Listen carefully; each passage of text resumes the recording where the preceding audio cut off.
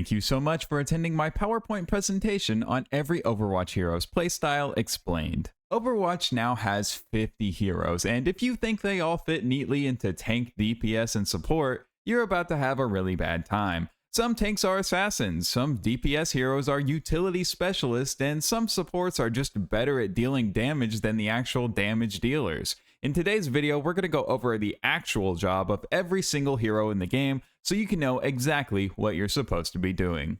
D.Va's entire job is to be the biggest bully on the playground, specifically focusing on anyone trying to take high ground. She uses her boosters to fly directly into the face of snipers or supports, unloading her micro missiles and cannons to secure a quick kill. Her other equally important job is peeling for her team, using defense matrix to literally delete an incoming ultimate and save an ally. She is the absolute core of any dive composition, and her win condition is perfectly timing those aggressive dives and life-saving peels. Domina is the game's first true poke tank, designed to control the map from long range. Her entire playstyle is about setting up a fortress with her segmented barrier array, creating safe sightlines for her team. From there, she just chips away at the enemy with her Photon Magnum and Crystal Charge until they run out of resources. You win fights with Domina by having superior positioning and simply outranging the enemy until they're forced to make a mistake. Doomfist's job isn't to soak damage, it's to cause absolute chaos by diving the enemy backline and assassinating a support with a fluid combo. A good Doomfist draws the enemy's complete attention, creating a ton of space for his team by just being an unignorable menace. His win condition is mastering his ability cycles and movement text to get in, get a kill, and get out before the enemy team even knows what hit them. He creates space by being a distraction, but our next tank creates it by being a direct, unavoidable threat. Hazard is the definition of an initiator. His whole goal is to leap into the enemy backline and start a fight. He's a flex tank who can work in dive or brawl comps using violent leap to close the distance on a vulnerable target. Once he's in, he pops his spike guard and drops his jagged wall to create a massive disruption and secure a kill. His entire playstyle is a rhythm. You have to master the in and out flow of knowing when to commit and when to use your mobility to escape and wait for cooldowns, very similar to Doomfist. Junker Queen's whole game plan is the best defense is a good offense, literally. Her survivability is tied directly to her aggression, healing herself by landing her thrown knife or swinging an axe to apply wounds to enemies. She's the engine of a brawl comp, using her commanding shout to run her whole team directly over the enemy. You win by applying as many bleeds as possible to stay alive in the middle of a fight, overwhelming the enemy team with relentless close-range pressure. She wants to be right in the middle of it all, and so does our next tank. Mauga is the simplest brawler in the game, and I mean that as a compliment. His job is to walk forward and hold down the fire buttons. You set enemies on fire with one chain gun, then deal critical damage with the other, and that in turn gives you temporary health. That's pretty much it. That's the whole loop. His cardiac overdrive makes his whole team harder to kill as long as they're dealing damage, and his cage fight ultimate forces the enemy into the exact close range brawl he was built to win. Then he has his overrun charge, which makes him immune to basically all CC and allows him to reposition on the fly, whether that be running in to knock an enemy to the ground so you can kill them or get out of a sticky situation. Ursa is all about one thing: walking forward. Her job is to be a relentless, disruptive force on the front line that simply can't be stopped. You march at the enemy with Javelin Spin active, forcing them back, and then you pop Fortify to absorb all their cooldowns while you keep up the pressure. Her playstyle is a simple cycle of aggression and defense. Push with your spin, survive with Fortify, and repeat until the enemy team breaks. It's not flashy, but it is brutally effective. Ramattra is a tempo tank, which basically means his entire job is to control the pace of the fight by switching forms. You start in Omnic form, poking from a distance with your staff and using your Void Barrier to help your team advance safely. Once you see an opening, you transform into Nemesis form and become an armored brawler, punching your way through the enemy front line. The key to playing him well is knowing the perfect moment to flip that switch from a careful poke to an all-out brawl.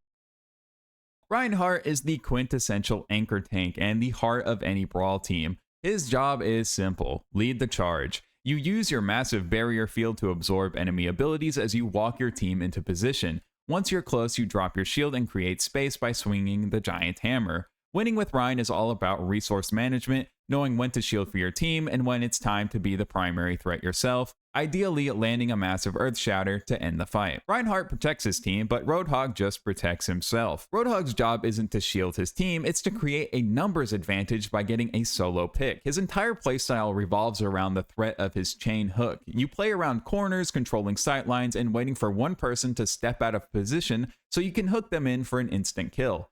He's a self-sufficient bodyguard for your backline, and his win condition is just landing hooks. A Roadhog who can't hit a hook is just a giant battery for the enemy team's ultimates.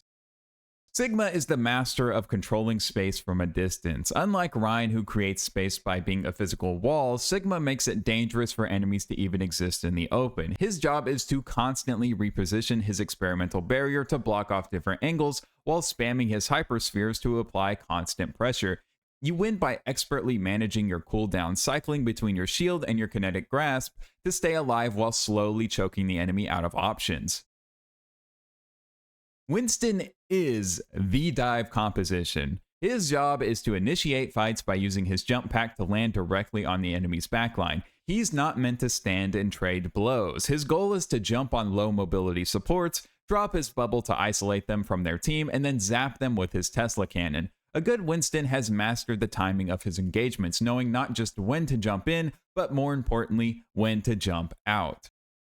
Wrecking Ball's job is to be the most annoying, disruptive, and hard to kill hero on the planet. He doesn't protect his team with a shield, he protects them by being such a massive, fast-moving problem that the enemy team has no choice but to focus him. He swings in, slams down with a pile driver to displace the entire enemy team, and then rolls away. Your win condition is mastering his grappling physics to constantly harass the backline without ever dying. He makes space by being a pest, while our last tank makes it by being a powerhouse. Zarya's playstyle is all about turning the enemy's aggression into her own power. Her job is to use her particle barriers on herself or a teammate at just the right time when they're about to take a massive burst of damage. This saves them or herself, and more importantly, builds her energy level. A low energy Zarya is a minor inconvenience for the enemy team. A high energy Zarya is one of the highest damage dealers in the entire game. You win by timing those bubbles perfectly to become an absolute monster who can melt the entire enemy team. And that's it for the tanks. Let's move on to the DPS. Ron is a pure disruptive assassin, built to flank the enemy team and eliminate a key target before they can react. She fits perfectly into dive comps, using her incredible mobility to get past the front line and isolate a support.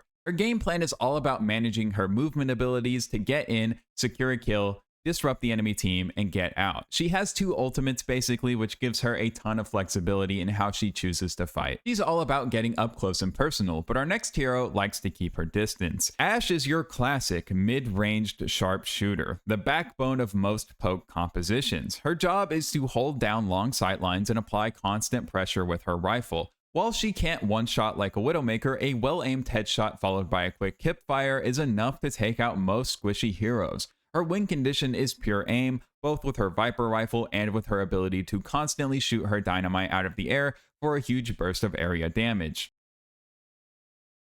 Alright, and before we jump into our next hero, if you're enjoying this breakdown of every hero's playstyle, please consider subscribing to the channel and liking the video. It helps a ton and I would really appreciate it. Please. Bastion's entire playstyle revolves around managing the cooldown of his assault configuration. He's a situational damage hero whose job is to provide an overwhelming amount of firepower at the perfect moment. You spend most of your time in your mobile recon form, poking and staying safe until you see the perfect opportunity to transform. You win by saving that minigun form to instantly shred an overextended tank or break through a heavily defended choke point. Bastion is about breaking defenses. Cassidy is the designated bodyguard of the backline. His job is to protect your supports from pesky flankers like Tracer and Genji. You accomplish this by using your flashbang to hinder their movement and then landing a couple of precise shots with your Peacekeeper to finish them off. He's an anti-flanker first and a damage dealer second. His ultimate Deadeye is less about getting a huge multi-kill and more about zoning enemies away or getting super fast reloads in a pinch.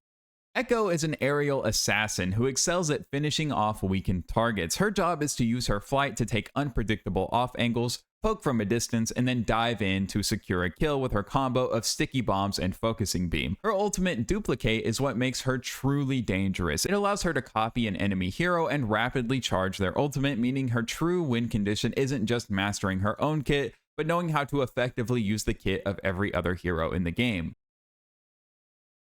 Emre is an adaptable run-and-gun damage hero who can switch his engagement distance whenever he wants. His job is to either hold sightlines from mid-range with his rifle or push in with his team and brawl up close with his life-stealing Siphon Blaster. This flexibility makes him great in poke and brawl comps. You win by knowing when to switch gears, applying pressure from afar and then swapping to your blaster to win close quarters duels and stay alive. He's a flexible fighter, but let's talk about a hero who is much more specialized. Freja is a high-skill sharpshooter who is all about getting picks from unexpected angles. Her job is to use her quick dash to constantly reposition, creating sightlines the enemy team won't be expecting. From there, she applies pressure with her crossbow, using her bolo shot to trap mobile flankers for an easy kill. Her playstyle is a mix between Hanzo and Echo. You need the precise aim of a sniper combined with creative mobility to truly outplay your opponents. Genji is the best hero in the game. He's the archetypical high mobility flanker. His job is to live in the enemy's backline, harassing their supports and finishing off low health targets. His entire gameplay loop is high risk, high reward. You poke with shurikens from an off angle, commit with Swift Strike to get a kill, and if you succeed, the cooldown resets, allowing you to chain to the next target or escape. A Genji who isn't getting resets is a Genji who is about to die. Hanzo is a mid-range sniper who thrives in poke compositions. His job is to make long sightlines a complete nightmare for the enemy team. Unlike a hit-scan sniper, his arrows are projectiles, so his win condition is mastering their arc and travel time to predict enemy movement and land those one-shot headshots. His Sonic Arrow provides critical information for his team, and Storm Arrow gives him a surprisingly effective burst damage option for shredding tanks or dueling flankers who get too close. Junkrat's job is to make entire sections of the map completely unplayable. He's an area denial specialist who spams grenades into choke points and sets his steel trap to catch unsuspecting enemies. While he can be played as a spam hero, his real win condition is mastering his one-shot combo, landing a direct hit followed by an instant concussion mine detonation. His mine jumping also gives him some of the best vertical mobility in the game, turning him into a surprisingly deadly flanker.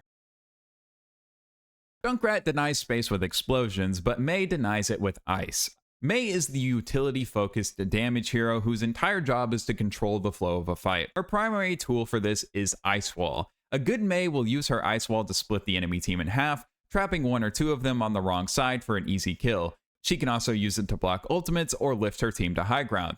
She isn't just about getting a ton of kills herself, she's about creating a numbers advantage for her team through smart, tactical walls. Having a good Mei on your team will make for one of the easiest wins of your life, and having a bad Mei on your team will make you want to uninstall the game. Pharah's job is to dominate the battlefield from above. Her entire playstyle is about using her jets to maintain an aerial position where she can rain down rockets on the enemy, bypassing their shields entirely. Her concussive blast is a super versatile tool for mobility, knocking enemies off the map, or pushing threats away from herself or her supports. To succeed as a Pharah, you need to master fuel management and use the map's cover to stay safe from hit-scan heroes. Reaper is a close-range assassin and tank buster. His job is to wait for a fight to break out, then uses teleport or stealthy positioning to appear in the enemy backline and blow up a single target with his shotguns. He's an ambush predator. You don't take fair fights with Reaper. You show up unannounced, delete a support or melt a tank, and then use your Wraith form to safely escape and reload. His win condition is all about patience and timing. Sojourn is a hyper-mobile sharpshooter who combines sustained damage with lethal burst potential. Her playstyle is incredibly aggressive. Her job is to use Power Slide to take high ground or aggressive off angles, build energy by shooting tanks with her primary fire, and then use that charge to land a one-shot headshot on a support or DPS. Her win condition is simple but very difficult to pull off. You have to be able to consistently land those charged railgun shots or you don't do anything. Soldier 76 is the most straightforward damage hero in the entire game. His job is to take high ground and then provide consistent, sustained hit-scan damage. He's completely self-sufficient thanks to Sprint and Biotic Field, allowing him to operate independently and take risky off angles without needing a support pocket. You win with Soldier by having solid tracking aim and using your tactical visor to clean up fights or shut down airborne targets like Pharah and Echo. Soldier plays an honest game, but Sombra plays a completely different one. Sombra's job is to be a ghost, a disruptive infiltrator who dismantles the enemy team before a fight even begins. She uses her invisibility to sneak behind enemy lines, hack a key target to disable their abilities, and then coordinates a dive with her team on that vulnerable enemy. A hacked tank is a dead tank. Her ultimate EMP is one of the strongest initiation tools in the game, instantly hacking the entire enemy team and making them easy pickings. Symmetra is a specialist in area denial. Her job is to lock down a specific area of the map with her sentry turrets, creating a deadly car wash that melts anyone who walks through it. In a brawl, her primary beam ramps up to deal absurd damage, especially to barriers. Her teleporter is one of her most powerful strategic tools, allowing her team to bypass chokes entirely or send an ultimate like a D.Va bomb directly into the enemy's lap.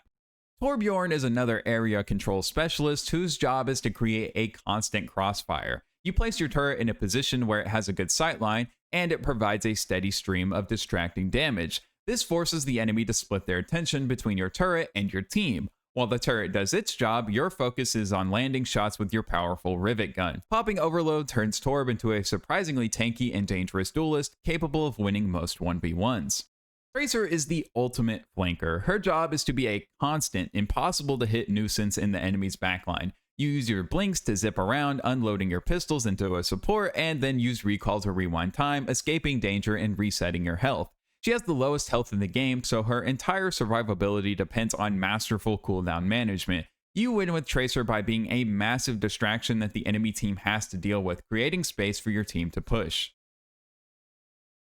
Vendetta is a pure melee assassin designed for all-in aggression. She fits into dive and brawl comps, and her job is to completely bypass the front line to destroy a backline target. You use your dash and soaring slice to close the distance instantly, then build up your onslaught passive by dealing damage, which makes you attack even faster. She's a high-risk, high-reward hero, but once you've committed to a fight, you either get a kill and build your momentum, or you die. Venture is an elusive flanker who plays like a land shark. Their entire game plan revolves around their burrow ability. Your job is to dig underground, move past the enemy front line, and then emerge directly underneath a vulnerable support for a quick burst damage combo. You win with Venture by mastering the cycle of your abilities. Burrow in, unload your damage, and then use your dash to escape and wait for your cooldowns to do it all over again.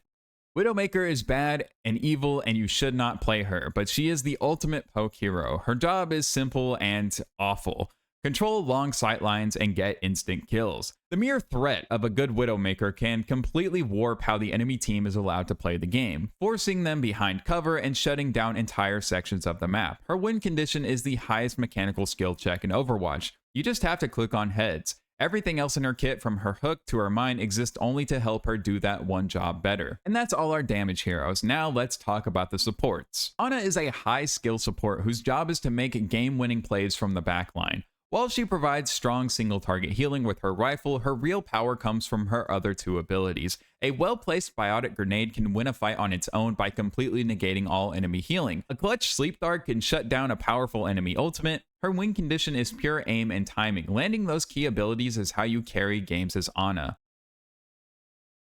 Baptiste is a support who excels in comps that like to stick together, like Brawl or Poke. His job is to pump out massive amounts of area of effect healing with his grenades while also contributing significant hit scan damage with his rifle. He plays in a constant rhythm of heal, shoot, heal, shoot. His win condition is smart usage of his immortality field, which is one of the most powerful abilities in the game for negating a single huge instance of burst damage like a Riptire or D.Va bomb. Brigida's job is to be a bodyguard. She's a defensive, melee-focused support who exists to protect other supports from flankers. You play up near your front line, swinging your flail to trigger your Inspire passive, which provides a constant healing aura. When a Genji or Tracer dives your backline, it's your job to shield bash over to them and whip them away. She enables her team by being a personal bouncer for whoever needs it most. Brig is a defensive bodyguard, while Yari is more of an offensive threat. Yari is a support who can feel more like a damage hero. Her playstyle is all about finding a balance between offense and defense. Her job is to place her healing pylon in a safe, hard-to-reach spot that can provide constant passive healing to her team. This frees her up to focus on using her powerful long-range solar rifle to pressure the enemy and get kills. You win with Yari by having a great pylon placement and better aim. Jetpack Cat is the first truly airborne support, and her job is to command the skies. Playstyle is all about using her permanent flight to find safe positions where she can provide healing while being incredibly difficult for the enemy to hit. Her win condition is about masterful usage of map geometry to stay out of sightlines because she is extremely vulnerable to hit scan damage. Her Catnapper ultimate is a powerful pick tool, allowing her to grab literally any enemy and drop them into the abyss. And then by using her tether, she can transport her team to get them into advantageous positions. Juno is another highly mobile support who's all about controlling high ground. Her Martian overboots allow her to hover and double jump, making her very slippery. Her job is to use that verticality to find safe perches where she can rain down healing and damage with her Medi Blaster. You win by having excellent positioning and managing your shared ammo resource so you always have enough juice to heal a critical ally. Her ultimate calls down a moving beam of pure healing and damage boost, perfect for winning a sustained fight.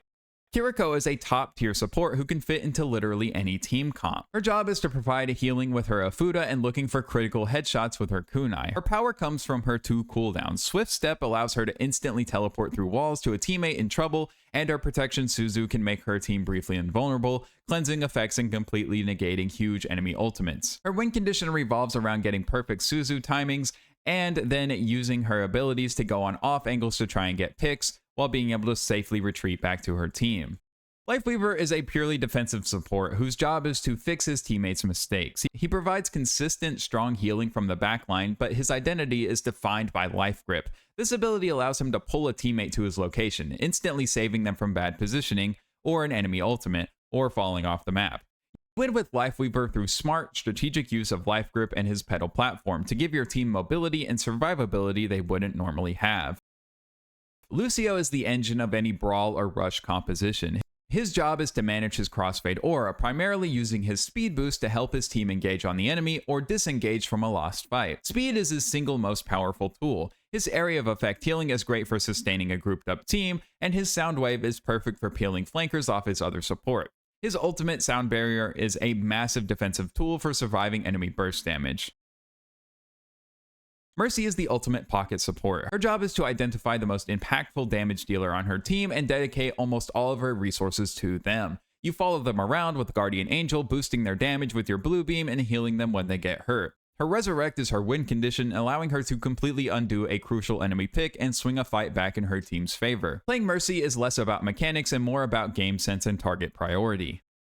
Mizuki is an aggressive support who thrives in a brawl. His entire playstyle is fueled by dealing damage. Your job is to play up close with your team, landing shots with your bouncing Spirit Glaive to power up your passive healing aura. You win by mastering his teleport combo. Engage with Katashiro Return, hinder a target with your Binding Chain, and then instantly teleport back to safety. He's a high-risk, high-reward support who needs to be aggressive to provide value.